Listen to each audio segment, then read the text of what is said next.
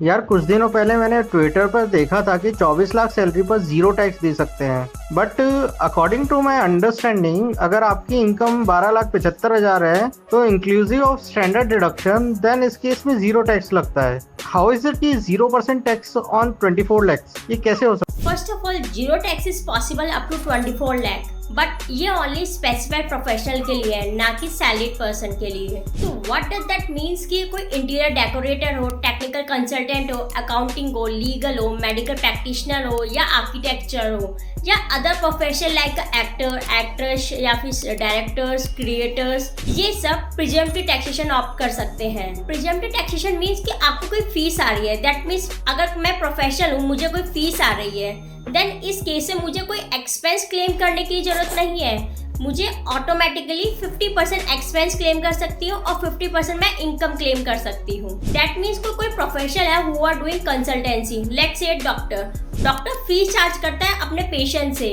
Let's assume उसने साल भर में 24 लाख की फीस चार्ज की है।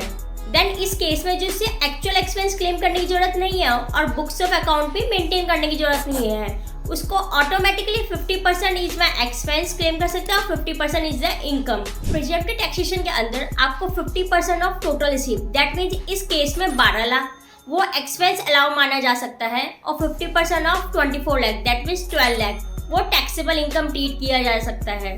और 12 लाख पे कोई टैक्स है नहीं, then you can pay zero tax.